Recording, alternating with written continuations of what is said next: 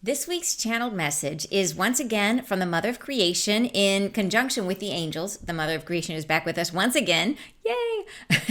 To continue to get to know us better and to share more information about the shift and about how to work with her energy, with our own divine feminine energy, more successfully than we have been, because it turns out we've been working under a lot of assumptions about how to create, about how to work with our own energy that really haven't included this whole huge aspect, this half of who we are. So welcome back to my channel, you guys. I'm so glad you are here. And and for those of you who are new, welcome. My name is Ann Tucker. I'm a trance channel, and I channel usually from the angelic realm, and then also I channel the Mother of Creation, who is the mother of all souls. She's the mother of our souls. And I do that by raising my awareness as high. I go into a deep meditative state or trance, and then from that trance state, I raise my awareness as high as I can go, and then I stretch a little higher. I connect at the angelic realm, and then messages, information, and healing come through, and I share it here with you guys on YouTube. So, and this week's message is a beautiful one. This one is from the Mother of Creation, but the angels are supporting always, and they facilitate my connection with her.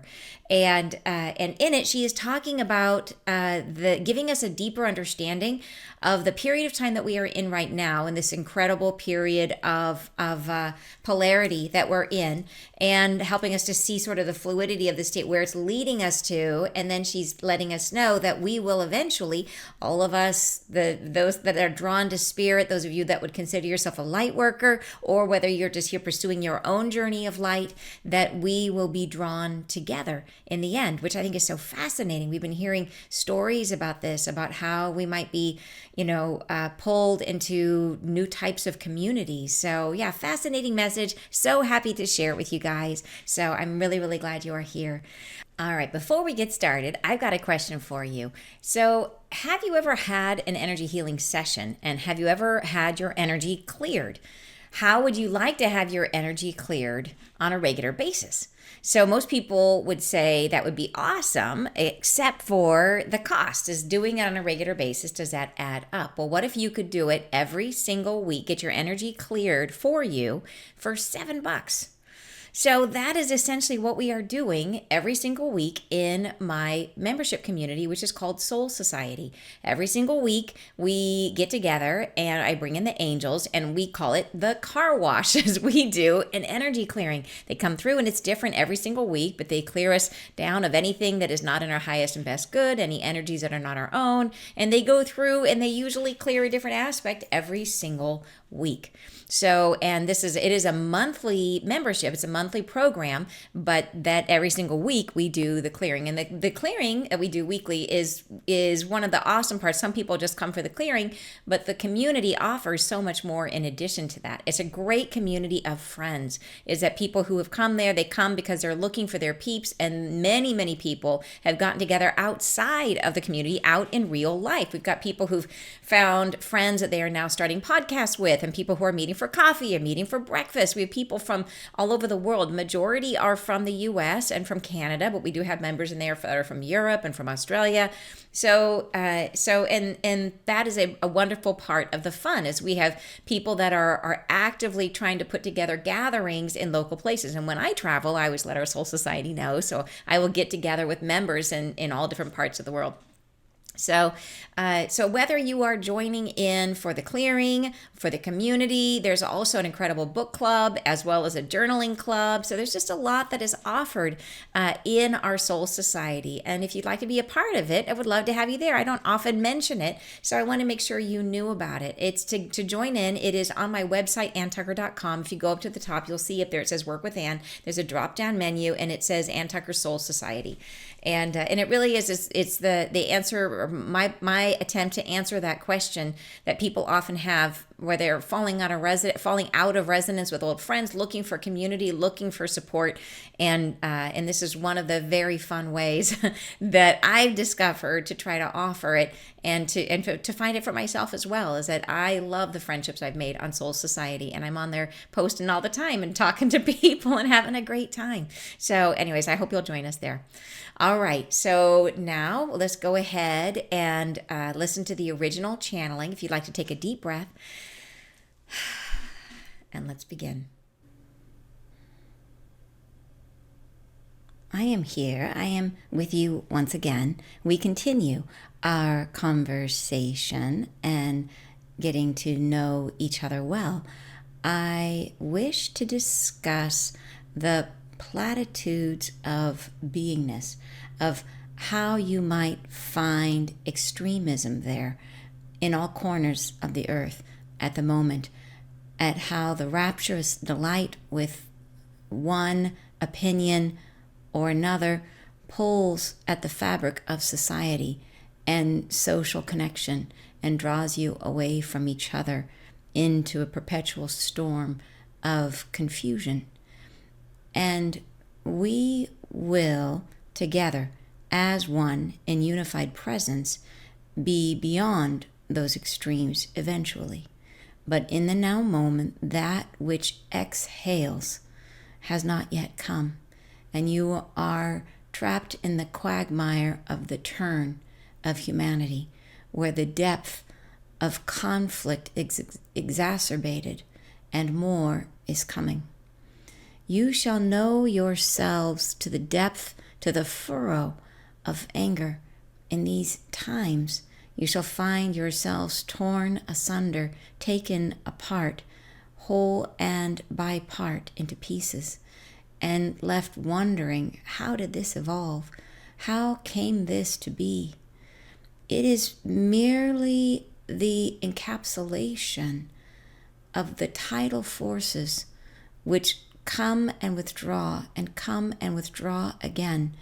It is merely the same forces that stretch a person, that grow a universe, which tears at your society.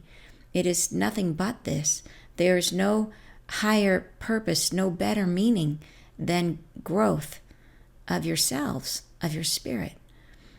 And this, though it seems to be into the depth, into the farthest reaches away from what might be defined as a higher purpose, though it draws a person into the depth of their worst behavior at times, it is still an exasperation of the posture of growing.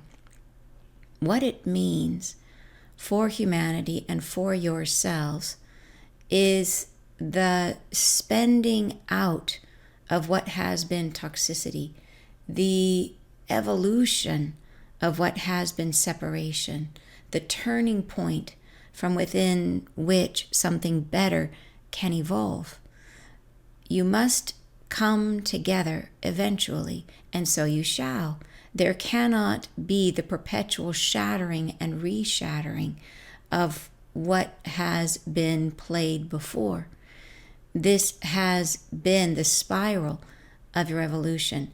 It has been the coming upon itself again and again, whether it be humanity or an individual person, the refracturing of the same old song into smaller pieces and yet smaller pieces until it is unknowable to the self. And to this point you have evolved and must now turn about and reacquaint yourselves to each other. The process by which this shall begin and is beginning already happens, yes, individually, in one person, and then several, and then many. And these then turn about to each other and join their voices into harmony, and this harmony then reaches the vibratory tone of the chaotic rumblings, and that which holds the light does dim the shadowy, somber sonnets that come from that which is pessimistic. I would say to yourselves, hold on to the light and the shadow. Be what you are in your fullest. And through this process, you shall find yourselves intermixing in more gracious ways in the future. There are the pleasantries which cannot hold bar against that which is violence, which is the tumult to which you are being exposed in the moment. And what shall eventually cause the great up-leveling of the many? How may it grow from the singular to the several, to the all and the every. This you cannot conceive of in the moment. And it shall not become that in this lifetime. It shall not be a tidal force that separates everyone from that which is their inner dialogue. There shall be some who continue to voice their own difficulties against and on each other. But enough shall turn. The greater propensity of humanity will move into love, loving each other, loving what is.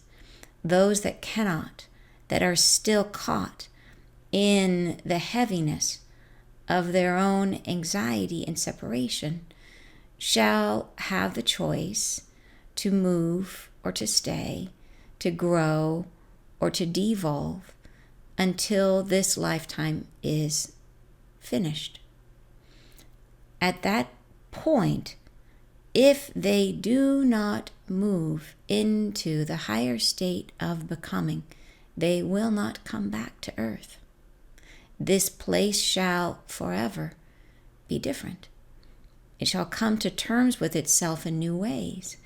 It shall find the fabric of society is enough to hold them, that it draws from them their greater capacities to share with one another, that there is a spaciousness which evolves, which creates for them more dignity in the expression of their light, the choosing of your endeavors rather than simply existing, coming from a placement of your heart always, and never subdued into the fragmented state which is so common on earth now.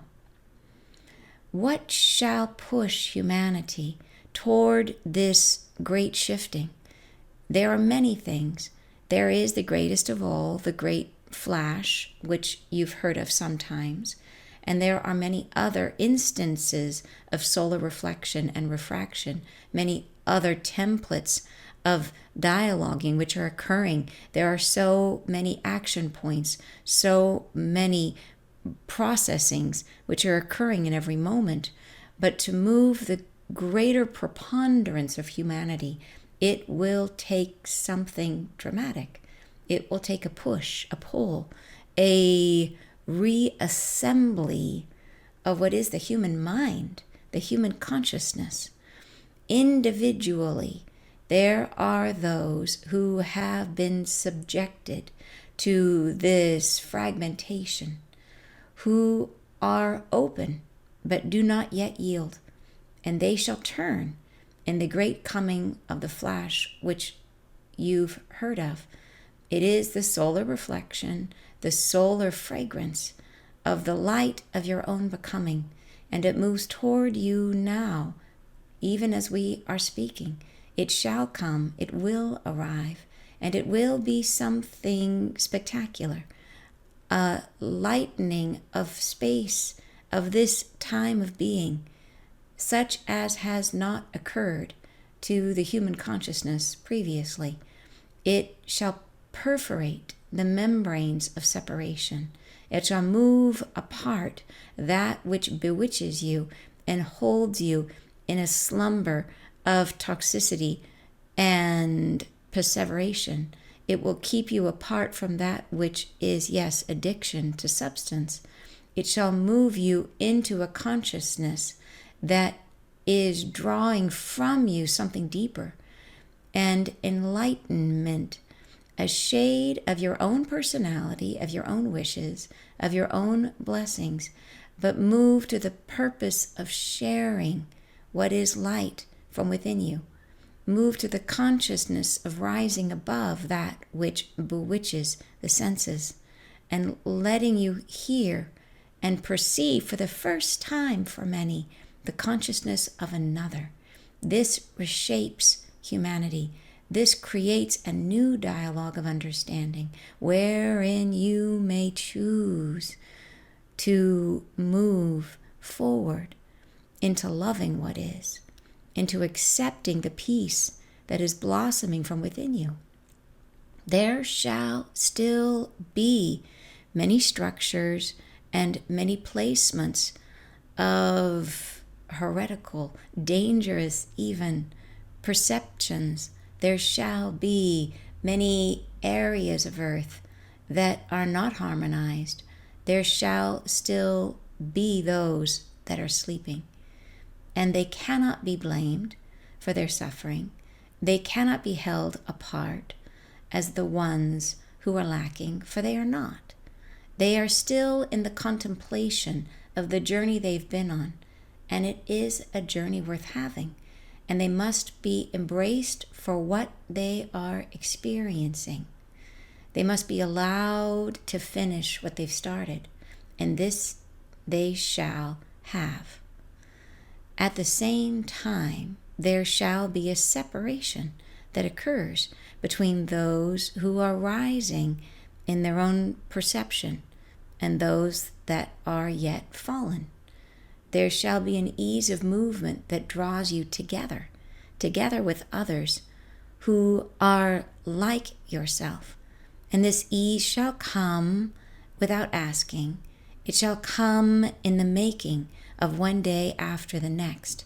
You should be drawn into the company of others who are rising like yourselves. And you shall feel this as a blessing and shall wish it to continue, and it will evolve naturally, very naturally, without force, without concentration, as will many things in your new evolution. You shall feel yourselves rising into the contemplation of a new earth before it is even begun, as it springs forth from within the love that you cherish. Thus, as you are working to improve your own connection, as you are drawing back to yourself those fragmented parts of your own history and loving them into coherence within your own bodies, see this world in its fragmented state, not as a chaotic condemnation, but as a promise of a future, a new whispering that the turning has already begun, and you are within it, and it draws you to more peace on the horizon. I bless you. All right, so beautiful message, right? So many inspiring passages in there that I might get my pink highlighter pen very busy on this message. So let's go ahead and break it down and talk through what the Mother of Creation is saying here. And a lot of it is, I think, that you can understand her right from the start, but I find that we always get a little bit more meaning when we dive into it together. So she says, first paragraph, she says, I am here, I am with you once again. We continue our conversation and getting to know each other well. I wish to discuss the platitudes of beingness, of how you might find extremism there in all corners of the earth at the moment, at how the rapturous delight with one opinion or another pulls at the fabric of society and social connection and draws you away from each other into a perpetual storm of confusion. Very strong, right? Strong words right out the gate with those strong words. So, and by platitudes of beingness, she says, I wish to discuss the platitudes of beingness. So platitudes, and there's actually kind of a lot of angel words of the day in this paragraph. I've got a lot of double underlines on my message here. So I got my dictionary very busy on this one. So I think she's been talking to the angels. So platitudes means that it's something that is used too often to be meaningful or thoughtful. So, for example, entrenched, polarized beliefs might be platitudes. So platitudes of beingness. I wish to discuss the platitudes of beingness. So it would be like talking about how people accept certain truths without thinking. That would be a platitude. Certain truths that are said again and again and again that are no longer being examined or thought through, or nobody's deciding, do these still fit for me? Are these even a reflection of my own growth, right? So this is where people get entrenched into belief systems, is how I would read that. The platitudes of beingness. So of how you might find extremism. So that's it, right? These belief systems, extreme belief systems in all corners of the earth at the moment, at how the rapturous delight with one opinion or another, right, pulls at the fabric of society and draws us away from each other. That's the first paragraph. So next paragraph, she says, and we will together as one and as one and unified presence be beyond those extremes eventually. But in the now moment, that which exhales has not yet come. And we are trapped in the quagmire of the turn of humanity, where the depth of conflict is exacerbated and more is coming. So a quagmire is like a bog. It's a place where you really can't get your footing because the ground is like swishy and it's a boggy mess. And so that's what we're stuck in. She says the exhale has not yet come. The exhale, she refers to the difference between masculine and feminine energy. The masculine is the inhale to get growing and expanding, and then the exhale is the turn into our feminine energy. And so that exhale, the turn to the feminine, has not yet come, she says. That we're not in the feminine energy yet, that exhale from that extreme place that we're still waiting for. The exhale, that which exhales has not yet come, and you are trapped in the quagmire of the turn between the exhale and the inhale. We're right there at the turning place, and she says it's a sticky place. And she says where depth of conflict is exacerbated and more is coming. More conflict is coming. Next paragraph, she says, you shall know yourselves to the depth, to the furrow of anger in these times. You shall find yourselves torn asunder, taken apart, whole and by part into pieces, and left wondering, how did this evolve? How came this to be? So she says, so to say that you are in the furrow of it, the depth of anger, the furrow of anger. So a furrow is like a groove, a really narrow, deep trench or depression, like a deep wrinkle. And I like that a lot of times people hear like a furrow. I don't know if you can furrow your brow and get like lines, like those, like her angry face, like that you would get furrows of anger across your forehead, if you have that kind of angry face. And so if you know someone with that kind of an angry face, so the furrow of anger.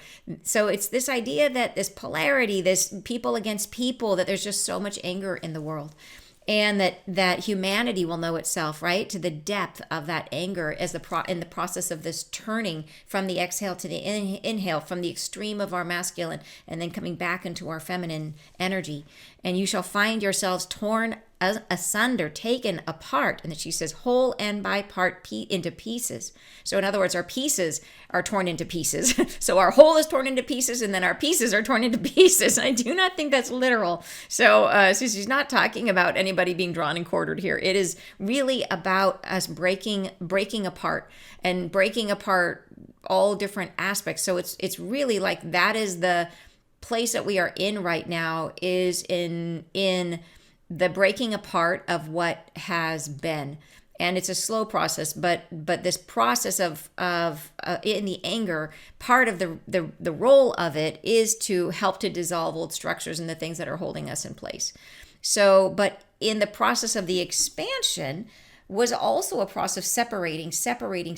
And in that process, our pieces were separated into pieces. We were becoming increasingly separated from one another in the process of reaching the very edges of our expansion, in the process of our growth, before we then turned, as we're doing now, turning around to come back to our feminine energy. So I really see it as both. It's both the separating of us individually to kind of grow as much as we possibly could. And then it's also the separating, the breaking apart of all the institutions and things that are holding us in place currently, so that we can turn, so that we can go through this change of consciousness. So, but it sounds like it's a process of really shattering, and that shattering will leave us thinking to ourselves, like, how did this evolve? How came this to be? So it's a period where the overall feeling I have is that there may be times where we feel like we're not really in control. And I think that's hard for us, and I think that's why she and the angels want to talk about it. She goes on to say, it is merely the encapsulation of the tidal forces which come and withdraw again. It is merely the same forces that stretch a person, that grow a universe, which tears at your society. It is nothing but this. There is no higher purpose, no better meaning than growth of yourselves, of your spirit.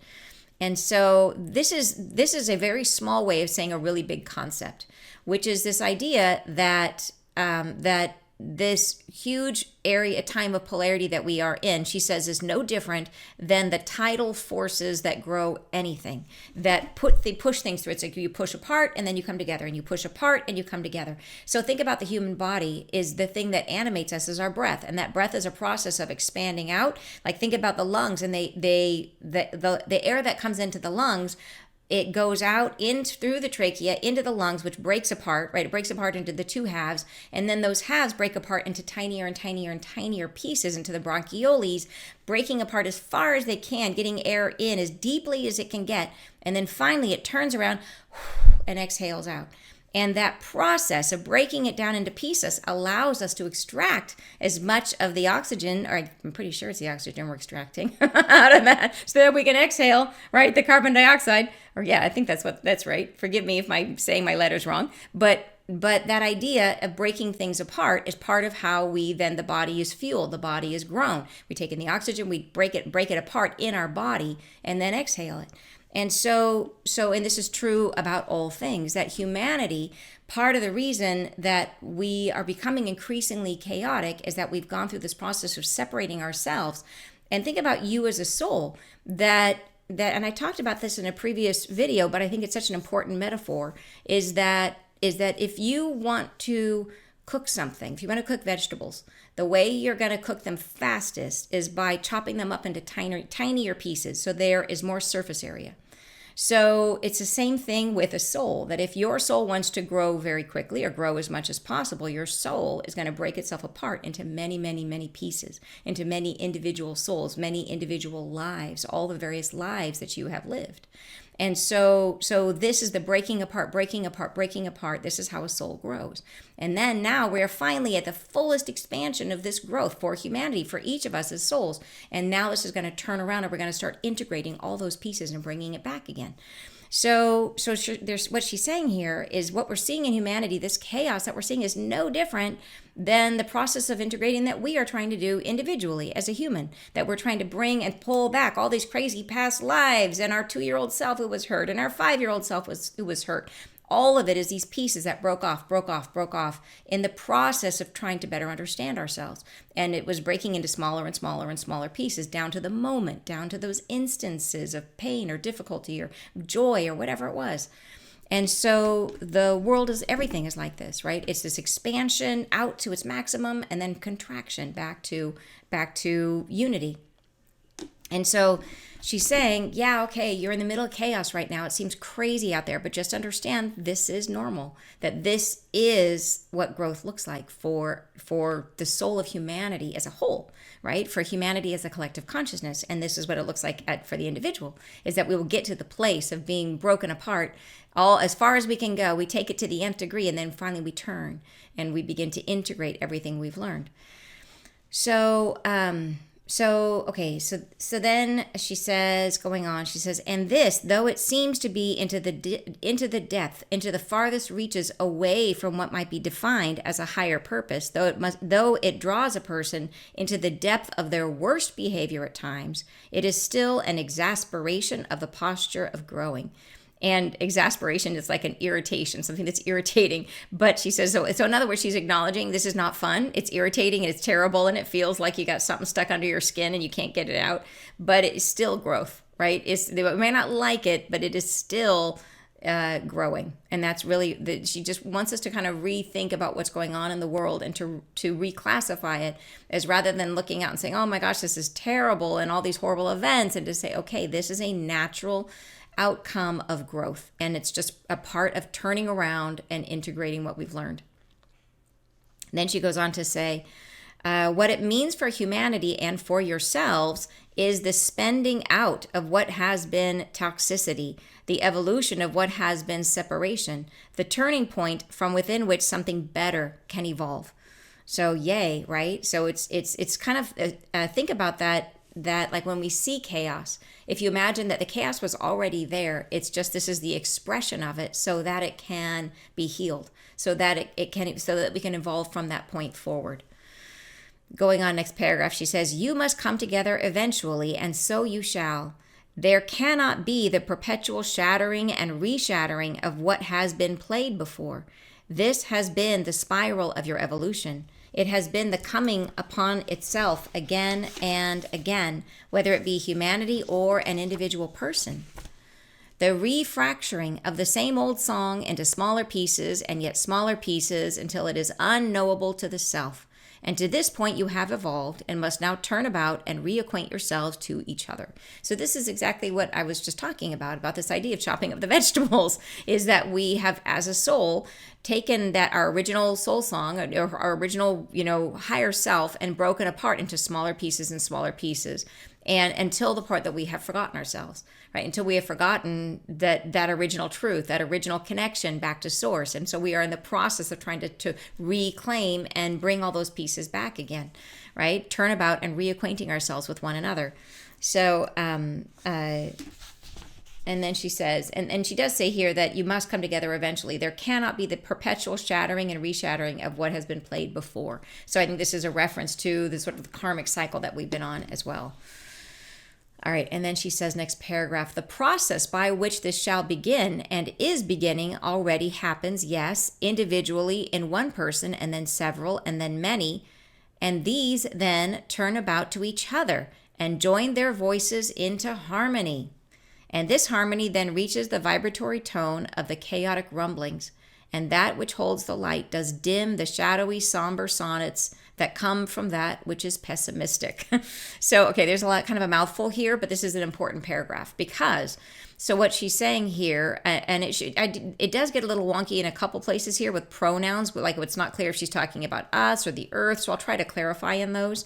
But here she is saying, the process by which this shall begin and is beginning is that individually in one person and then several and then many, right? So and we know this already. We see this happening already. So you are one of the many, right? It's us. We are the ones who are listening, who are trying to heal ourselves, who are working on our stuff, trying to pick up the pieces and reintegrate. Like that's what we've been doing.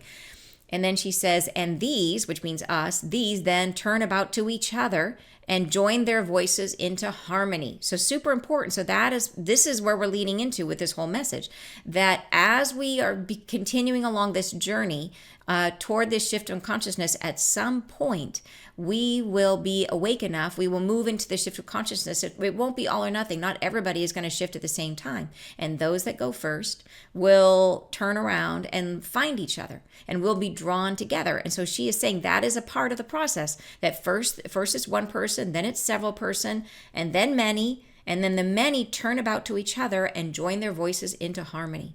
So this is that, I see that as being like the creation of the new world, right? That a few people are crossed over and they start coming together and creating a new state or new way of being. And they say, and then she says, and this harmony then reaches the vibratory tone of the chaotic rumblings. So that then is heard by the chaos, right? This new harmony is coming onto this plane, onto earth.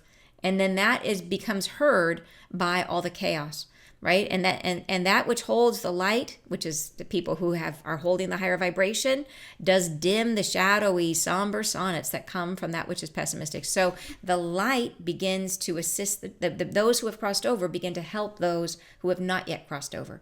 And it's like, but the key here is that it starts with you, starts with me, and then we become many. And once we become many, then we turn around and find each other.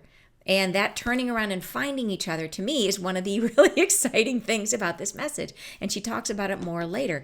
And it's that idea that we will come together, we'll be drawn together in one way or another. And when we get there, together we will be creating this different kind of harmony, this more peaceful way of being. And that peaceful way of being will affect the planet and affect the other people on the planet and help more people to then turn and shift, which is super exciting. So, all right, so then she says, I would say to yourselves, hold on to the light and the shadow. Be what you are in your fullest. And through this process, you shall find yourselves intermixing in the most gracious ways in the future. So, and this is that integrating all parts of ourselves, right? This is, how do you do it? You hold on to the light and the shadow. It is all pieces of ourselves. Draw all pieces back. That's kind of the whole goal here, is to reintegrate ourselves as much as possible. And through this process, you shall find yourselves intermixing in the most gracious ways in the future. So coming together, right, in this way. Then next paragraph, she says, there are the pleasantries which cannot hold bar against that which is violence, that which is the tumult. to which you are being exposed in the moment. And that shall eventually cause, and then she says, and what shall eventually cause the great upleveling of the many? How may it grow from the singular to the several to the all and the every? This you cannot conceive of in the moment, and it shall not become that in this lifetime. It shall not be a tidal force that separates everyone from that which is their inner dialogue. So let's break down this paragraph because it was kind of long. She just says in the beginning, so first she says, okay, in the previous paragraph, she's saying like, hey, this is going to be great. You're going to integrate yourself and you will be able to come together with other people who are also holding a higher vibration, and that will be awesome. But then she says, even though you're going to be feeling great and being kind and everyone's being loving and she's being nice, all those pleasantries, she says, but they cannot hold bar against that which is violence. So in other words, if you're being all sweet and sugar pie and someone comes at you with a pickaxe, it's your sweetness is not going to deflect the pickaxe. So it's like the violence is violence, she's saying. And then she says that which is tumult to which you are being exposed in the moment. So she's recognizing that even as peaceful as you can be in the world of chaos, that the chaos still has to be dealt with, is what she's saying. And then she says, so how will we get there? Like if that's the case, if there is that much chaos, what is going to eventually cause all of those people who are really enmeshed in the chaos, who are perpetuating the chaos, what will turn them around? And she said, and she's saying, so, what will cause the great upleveling of so many? How may it grow from the singular to the several to the all and the every? And then she says, nope, it's not going to happen. You can't conceive of it now. And she says, it shall not become that in this lifetime. So it shall not be a tidal force that separates everyone from that which is their inner dialogue. So, and she may talk about this later. I can't remember if she talked about it in other messages, but I believe that there will be places in the earth that shift pretty thoroughly, and other places that don't. That it's almost like it's a very uneven energy for a time. And I think that's what she was referring to here. And that there will be some people who shift. And it's in some ways it may be a situation where it's almost like we're living right next to each other, but the two communities don't mix in all the way. So it's almost like I will just share with you. And this area gets loose because there's some things I think that we have a hard time conceiving of because we don't understand them. If you hear old prophecies from thousands of years ago, they will talk about the internet as spider webs across the sky because they couldn't conceive of an actual internet. So they used a metaphor that they could understand today. And I think it's a little bit like that for us trying to really understand what it's going to be like after the shift in consciousness.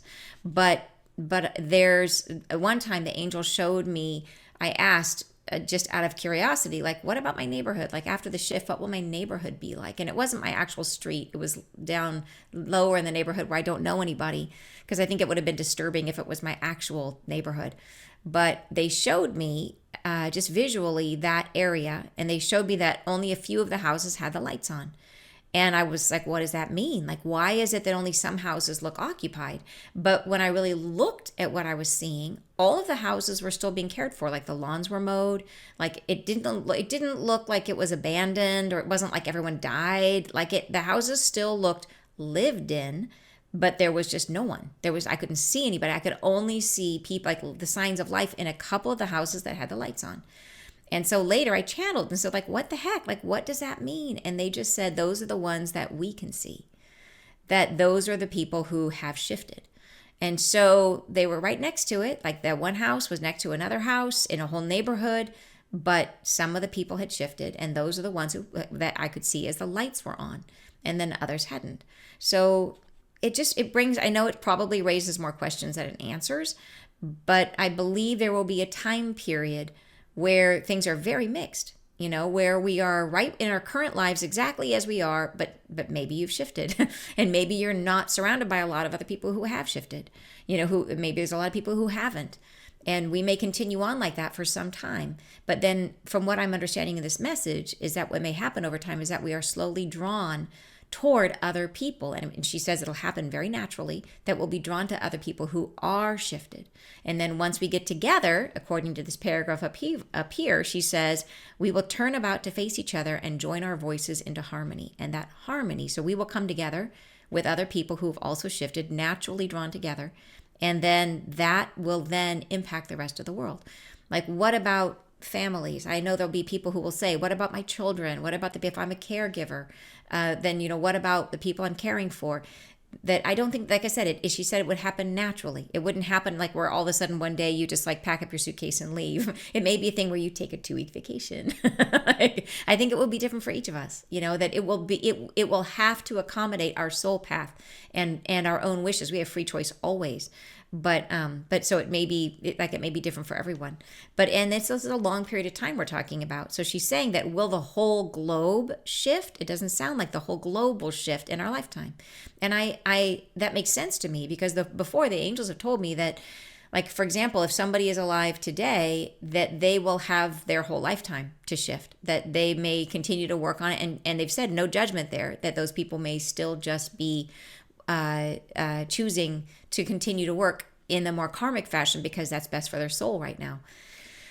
So anyways, but it definitely does give us a lot to think about. This conversation gives us a lot to think about and to wonder about. And I think it's also really exciting to think about. So then she says, so then she goes on next paragraph and says, there shall be some who continue to voice their own difficulties against and on each other. But enough shall turn. The great propensity of humanity will move into love, loving each other, loving what is. Those that cannot, that are still caught in the heaviness of their own anxiety and separation, shall have the choice to move or to stay, to grow or to devolve until this lifetime is finished. So, and she just said it a lot better than I did. So, but I love that she says the greater propensity of humanity. The propensity is the natural tendency or influence. It was another angel word of the day there. Enough shall turn, she says. The greater propensity of humanity will move into love, loving each other. So that is super exciting. So think about that. Like right now, we would say, what is the greater propensity of humanity today? We would say loneliness. Like loneliness. Certainly there's some really ugly things that are part of, and we would say love is in there, but we wouldn't say it's the biggest. There's certain areas of this world that you would be like, where the heck is the love? There's not a lot of love coming out of some places. And, if you see people driving around during the holidays, you're like, where's the love? There's just a lot of road rage out there. So, yeah. But imagine if it was the greater, like the greatest natural tendency and preference for the majority of people becomes love. That will change the world. So that's very exciting. And then she says, but there will be others that have not yet shifted, but they will stay doing what they do until their lifetime is finished. Next paragraph. And this is the one that gets confusing about the pronouns. So I put in, when she said it or they, I put in names to make it easier for us to follow. So she says, at that point, if they do not move into the higher state of becoming, they will not come back to earth. This place shall forever be different. Humanity shall come to terms with itself in new ways. People shall find the fabric of society is enough to hold them, that it draws from them their greater capacities to share with one another, that there is a spaciousness which evolves, which creates for them more dignity in the expression of their light, the choosing of your endeavors rather than simply existing, coming from a placement of your heart always and never subdued into the fragmented state which is so common on earth now. So this is a beautiful picture that she's painting of new earth, of the shift in consciousness of what we're heading to. I just love it that she's saying there's this spaciousness, right? There's more dignity in how we express ourselves, and that dignity as a soul. Like, how would a soul be truly, like, how would they as a soul truly respected? Like with dignity is by giving the ability to choose their endeavors. Like how would you like to spend your time, as opposed to here is your bucket of karma that you get to work on your whole life, karma free is the new reality rather than simply existing, she says, and how many people have you met in your life that are just simply existing? Like it's a shocking number of people that take as what they get for their life, they take just such a small portion of what's possible. And they're really just existing. They're just trying to make do and just trying to get by, and life is hard and then you die and all those things, that you hear people say, which is like, wow, what a missed opportunity. And, but not anymore. Not with this shift that we're facing, that we're already starting. So, yeah, coming from a placement of your heart always and never subdued into the fragmented state, which is so common on earth now. Next paragraph, she says, what shall push humanity toward this great shifting? There are many things. There is the greatest of all, the great flash, which you've heard of sometimes. And that is the flash of light that the angels have told us about, which they described as the moment we would look back on and say everything changed. So it doesn't mean that we're not already receiving loads of energy from the cosmos, from the universe, because we are. But there is one whopper that's coming that will give us the biggest boost, and it will be sort of the moment where I think where there's a almost like a tipping point. I think we will reach with that, where enough people will shift. And the earth will shift, I think, is the biggest one, that the earth herself will shift in that flash of light. And then she goes on to say, and there are many other instances of solar reflection and refraction, many other templates of dialoguing which are occurring. There are so many action points, so many processings which are occurring in every moment. But to move the greater preponderance of humanity, it will take something dramatic. It will take a push, a pull, a reassembly of what is the human mind, the human consciousness. So, and that is, if you think about that, that's huge. Like, what is it going to take to get us to shift out of the chaos and into peace? A reassembly of the human mind, the human consciousness. And so that's that, which makes sense, the reassembly. But think about that, which I just dawned on me, like, duh, she's saying reassembly, the putting back together. That's exactly what we were talking about earlier in the message, the turning around to unity. The reassembly is the picking back all the pieces and finding coherence inside of ourselves. That's what it is. Now it makes sense. That makes sense to me. A push, a pull, a reassembly, right? Putting ourselves back together again. Unity is what it's going to take. So then individual unity, and then unity as a collective. Next paragraph, individually, there are those who have been subjected to this fragmentation, who are open but do not yet yield. And they shall turn in the great coming of the flash which you've heard of. It is the solar reflection, the solar fragrance of the light of your own becoming. And it moves toward you now, even as we are speaking. It shall come, it will arrive, and it will be something spectacular, a lightening of space of this time of being, such as not occurred to the human consciousness previously. So, and this is, so she calls it, she's describing the flash of light. And in the beginning, she says individually, so talking about specific people, like who's going to shift in the flash of light. She says it will be those who have been subjected to this fragmentation, who are open but do not yet yield. So the people that are sort of on the tipping point, people who are ready, those are going to be the ones that get bumped over into the shift when the flash of light comes. So it won't be the people who are just like heels dug in, being like, not me, I'm not doing it. It's like, they are really entrenched in other belief systems. Those are probably not the ones. It's most likely going to be those who are open, she says, but who haven't pivoted yet. And then she says that where is the solar flash coming from? She says it is the solar reflection, the solar fragrance of the light of your own becoming. In other words, the sun that birthed us, that the sun that was part of. So this is the mother of creation speaking. So she births souls with the grand central sun. So this makes me think that it is the grand central sun that is where the flash of light is coming from. The only potential way that couldn't be that, like some people wonder, is it our sun? Is it some other sun? So here's the thing I don't know yet. I do know that the mother of creation is a mother of all souls. And that I know that she merged with the grand central sun. Like God is up here, and then underneath God comes mother of creation and the grand central sun. And they merge and they create souls and created all the souls of this universe. But it is possible, what I don't know is, as it goes down the line, as those souls then create lots of little selves to go out and experience, does that go all the way back to the grand central sun, or do they kind of do that in collaboration with other suns? That I haven't asked yet. I don't know. So that makes some gray area here. So the flash of light could be coming from the grand central sun, or there's some gray area where it could be coming from somewhere else. So for example, like a lot of us have human bodies that are connected to the Pleiades. And so yeah, there's so many questions here, you guys. Like it would be like we would need like 50 hours to talk about it all because there's the questions would lead me to more questions, which is why I love these conversations with her, with the Mother of Creation, because I'm always learning. But it seems like every time I learn something, I open another door and it opens another question for me. So but we do know for sure a flash of light is coming from a sun, maybe the grand central sun, which is like at the center of the universe, I believe. All right, so then here it is, and it'll be a big one. In other words, a beautiful, big, amazing, unmistakable thing that happens.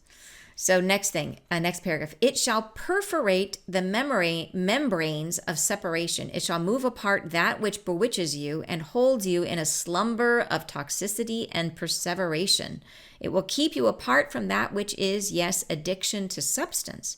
It shall move you into a consciousness that is drawing from you something deeper. So, wow, right? This is super cool.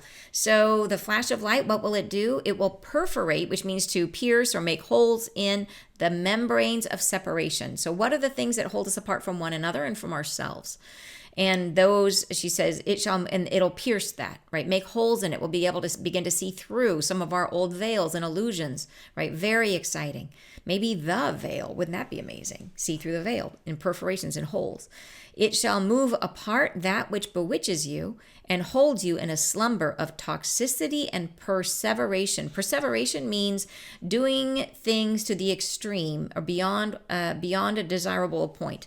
So like a perseverant thought is like if you've ever had a song in your head and you cannot get it out of your head and it just goes and goes and goes and goes and it drives you bonkers. Or if you just have, like, say you have anxiety and you worry about the same thing and you cannot stop thinking about it. That is a perseverant thought.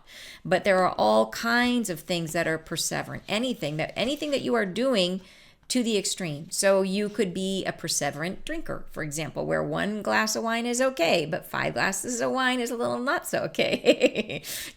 So it could be anything that is done to the extremes, anything that's so beyond the desirable point. So, and she also mentions the slumber of toxicity. So like, how are we numbing ourselves? How are we shutting down our awareness? So it could be by watching TV. It could be, whatever it is. And it could be actual toxicity. Like, what are we taking into our system that numbs our system? So it will put holes in those things, open us up, give us almost like a breath that allows us to suddenly see things from a different perspective. So that is really whatever bewitches you, she says, and holds you in a slumber of toxicity and perseveration. It will keep you apart from that which is. And then she specifies, yes, addictions. So people who are addicted may all of a sudden find, like in a breath, may have clarity. Could you imagine? Like, I know that when my mom got pregnant, she used to smoke. And when she got pregnant, she said she quit cold turkey. Like, boom, like that. She said one day she was smoking and back then it was like, apparently everybody smoked back then. And she says, but yeah, in 1 minute she stopped and never smoked again. And so it may be like that for some people with the flash of light, that they may have had some sort of addiction and then all of a sudden it's gone. They don't have it anymore, which makes sense because it's supposed to dissolve our karma. So addictions can come from all kinds of stuff, but that energy of addiction is often a doorway to heavy, heavy, heavy energies, which can affect people deeply. So, or doorway for heavy energies, I should say, to mess with your system. So, okay, so next paragraph, she says, and enlightenment, a shade of your own personality, of your own wishes, of your own blessings, but moved to the purpose of sharing what is light from within you, moved to the consciousness of rising above that which bewitches the senses, and letting you hear and perceive for the first time for many the consciousness of another. So she's really describing some exciting details here about this shift in consciousness and about the flash of light when it comes, right? That it literally will put holes in whatever it is that is our personal veil, whatever it is that is bewitching us, that is hiding from us, that higher perspective, right? Allow us to see even through addiction, right? Even can pierce addiction. And in that state that we will reach, it'll still be us, still our own personality, our own wishes, she says, and your own blessings, but moved to the purpose of sharing what is light from within you, right? So it becomes that. So it's literally like we get shifted to this, all of a sudden we all become like light workers, like overnight, right? Flash of light comes and we are shifted into this wonderful state of sharing our own light. Move to the consciousness of rising above that which bewitches the senses and letting you, and it lets us to hear and perceive for the first time for many of us the consciousness of another. So this is that really great shift into unity consciousness, where we become, as we've been told, we may become telepathic in this process and begin to, rather than having to just make assumptions about people that we meet by first impressions, we will all of a sudden hear deeply, hear them.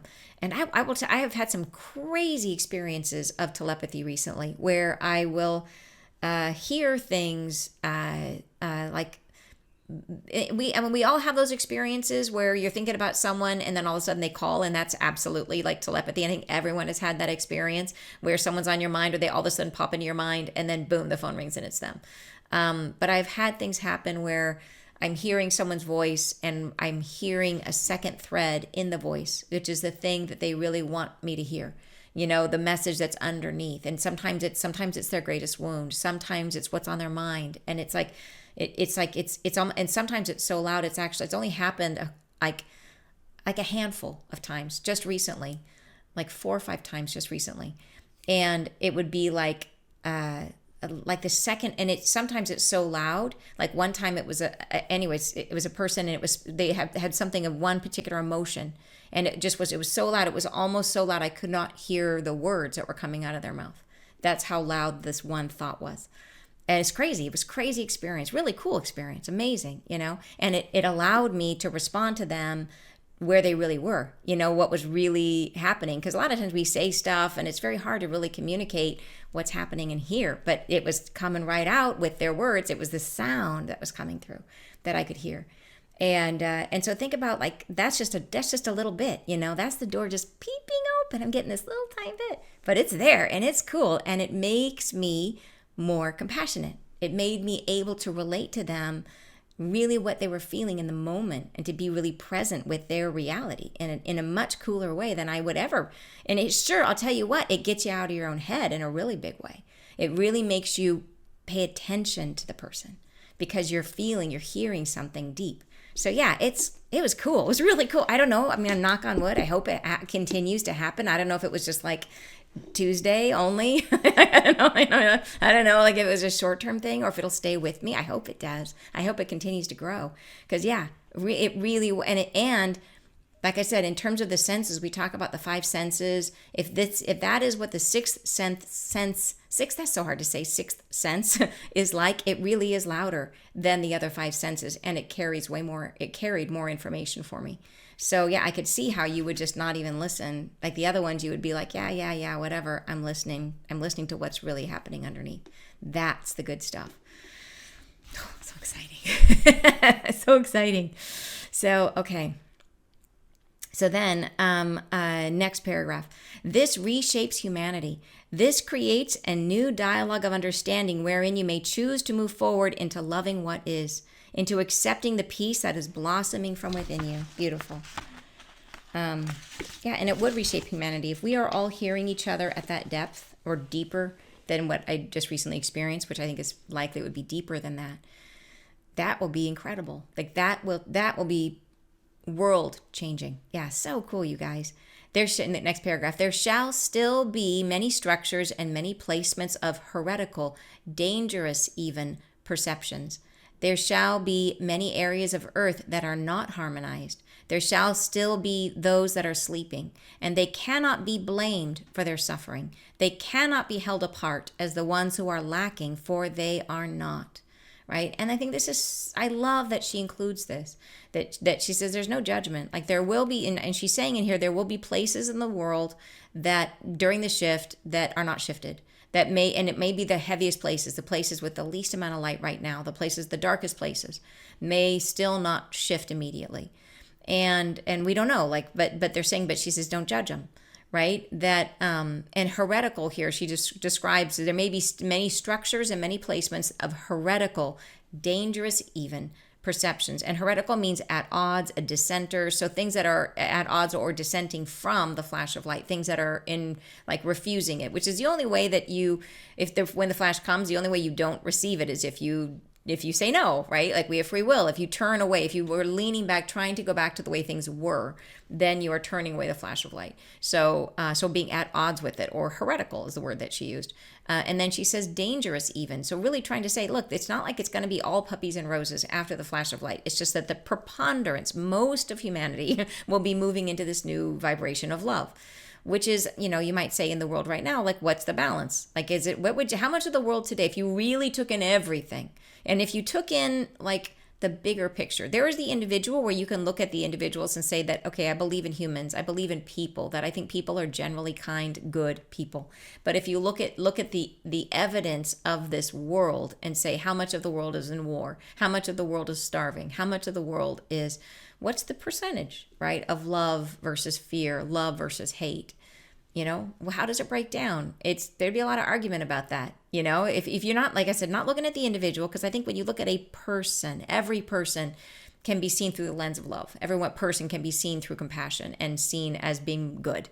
But I think, but for the institutions and for the structures of our world and for what defines our cultures and our society, like, what's the percentage? And I think that is going to be significantly better, like way more love in that, which would be really amazing. Like, I think if you look at our American institutions here where I live, that you would say the majority of our institutions are built not out of love, they're built for commerce, that they're built to preserve or create wealth for the few.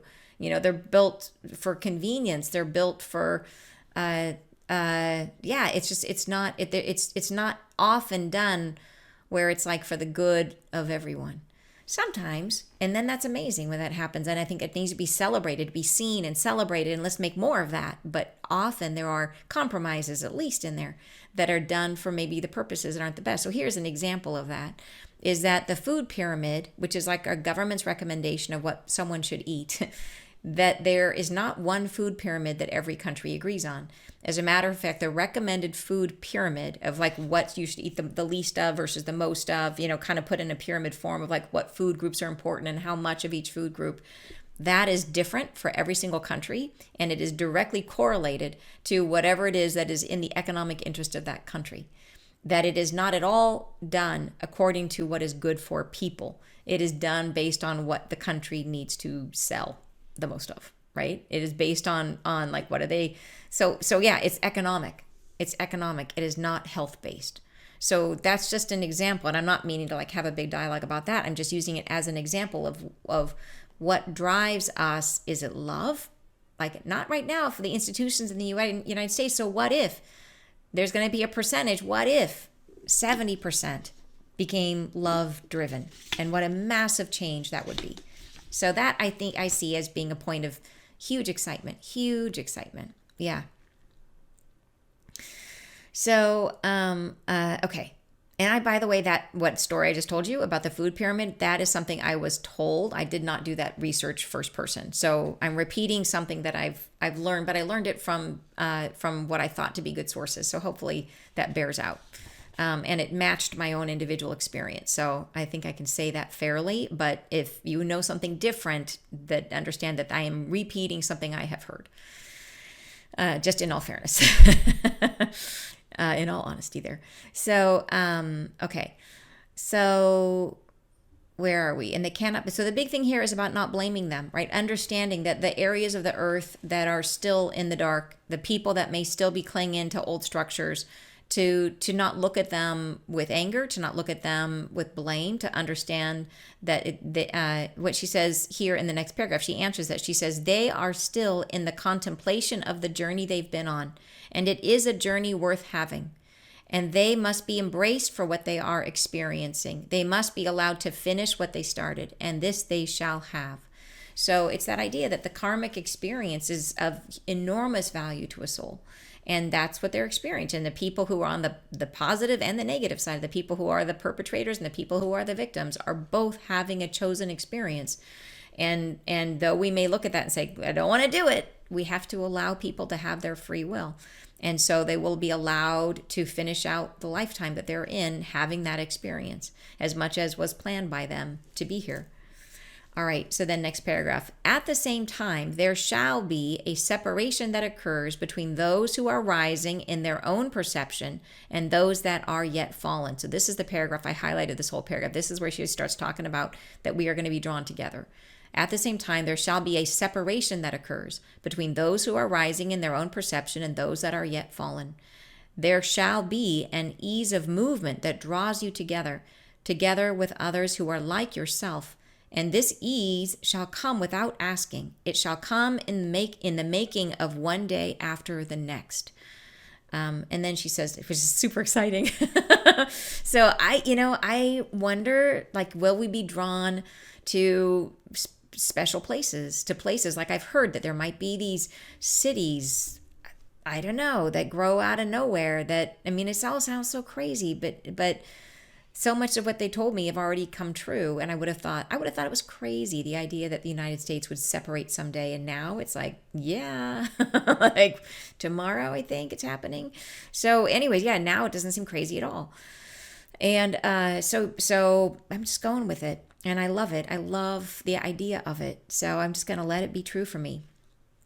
So I'll just repeat that paragraph. At the same time, there shall be a separation that occurs between those who are rising in their own perception and those that are yet fallen. There shall be an ease of movement that draws you together, together with others who are like yourself, and this ease shall come without asking. It shall come in the making of one day after the next. So literally, it's not like we have to do work. It'll just be a thing where you will be inspired. And like I said, some of you who are freewheeling and easy, and you feel like it will be easy for you to go pursue something like that, awesome. And that's that. I will see you there. But there may be others who, like I said, have young children or have people that you care for, and understand that there is no hard and fast rule for anyone. And it may be a thing where, like I said, you go on vacation and then you come back. So there's no all or nothing to all this stuff. There's always room for what we need. We have to trust we will always have what we need. Next paragraph. You shall be drawn into the company of others who are rising like yourselves, and you shall feel this is a blessing and shall wish to continue, and it will evolve naturally, very naturally, without force, without concentration, as will many things in your new evolution. You shall feel yourselves rising into the contemplation of a new earth before it is even begun, as it springs forth from within the love that you cherish. And so think about this idea that if this happens and you are in a place where you're like, I really can't get away, or I really don't, you've got obligations or family or whatever, and maybe you are the lone lighthouse, like in a great sea of people who don't believe the same things you believe. Well, in this process, you may find those other lone souls that happen to be near you that you haven't met before, and you will be drawn together. And you may find your own little island of that kind of love right where you live. So that is a real potential, and something that could happen. All right, next paragraph. Thus, as you are working to improve your own connection, as you are drawing back to yourself those fragmented parts of your own history and loving them into coherence within your own bodies, see this world and its fragmented state not as a chaotic condemnation, but as a promise of a future, as a new whispering that the turning has already begun, and you are within it, and it draws you to more peace on the horizon. I bless you. So I am loving this message. Loving the message. Loving it. Yeah, it's so exciting, this idea. And I love that it's like, look, it's not like a thing where we're going to have to like train to walk, 100 miles to go meet on the top of some cliff somewhere. It's like, no, it'll be like an easy thing where you will just find yourself being drawn there, and it'll be like, it'll just happen naturally. And I understand, like I have had this happen to me, like even in the house that I live in right now, the way that I came to be in this house was very much like the process they're talking about, which is like I kind of had this vague idea that I wanted to grow my own vegetables. I've always been like kind of an urban suburban person, but I was like, yeah, I have this thing, I want to grow vegetables. So I went out looking at properties, and the one I found, I didn't like it the first time I came. The one I bought, I didn't like it the first time I came to it because it needed a lot of work, but it had a really great exposure. And so I went away, I looked at other things. I finally ended up coming back to this one, and I walked down to the very bottom of the property, and I was standing there, and as soon as I got down there, I felt the energy, and it was like, whoa, you should feel it. And it feels like there's It's like there's some sort of a vortex or something down there where it just gave it just totally shifted my whole perspective on this property. And it has some amazing, magnificent trees on it. And when I look back up the house, I could just see it. I was like, okay, I'm doing it. Right in that moment, I decided to make my offer. And it turns out I did not know it when I bought this property, but it has some of the best water in Washington state. That I wondered, my water doesn't taste like chlorine. Like, it doesn't have any chlorine taste in it at all. And I only know it because I had like a small water leak, and the water company came and knocked on the door, and we asked, like, what's with our water? Like, why doesn't it have any chlorine taste? And they told us, and they said this neighborhood has the best water in the state, that it comes from a well just down the street, and they don't even treat it. It goes straight from the well to my house. And that is the water that, I'm drinking, I'm showering, I'm watering my vegetables with that water. And then we have a blackout recently, a huge blackout all over my area, went all over the whole city, massive, like 5 days in some areas. And in the city, like, my friends their lights were out. I never lost power. And it turns out I had no idea that not only are all the power lines in my neighborhood underground, which we have a huge tree, there's tons of trees, so that's usually the reason you lose power is the trees fall. I didn't even think about it. All of our trees our power lines are underground here. And we are right down the street. Like, once you come out of the neighborhood, we're really close to the transfer station. We never lost power. I had no idea when I bought the place. It just was I was kind of just led here, la-di-da, just wandering. And guess what?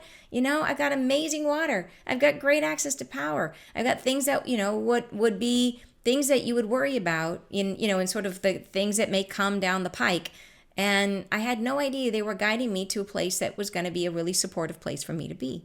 And I love my water. I'm so grateful. So I think it's going to be like that, where you don't even realize that you are in the place you're going to be. So say you are one of those people who is the lighthouse where you live, where you're the only one that you know who's interested in what you are interested in. It could be that there's someone just like you 3 blocks away, and that with this shift, with this change, all of a sudden you find each other because you are naturally drawn together. That it becomes as easy as you're out walking the dog one day and they're out walking their dog, and all of a sudden you meet, and now you're no longer an island, and then another person joins you, and another person, and pretty soon, you have a support system. So we just don't know how it will unfold, but that's when she says that it's this beautiful, easy, no pushing, you don't have to work at it, just be led. Like, that to me is so inspiring, so exciting. Yeah, and I think that's what we have to look forward to. So, yeah, such good news, you guys. All good news. So I hope you guys love the message as much as I did. I hope you enjoy the rest of your weekend. I'm sending you guys tons of love, and I will see you guys next Friday live. Bye, you guys.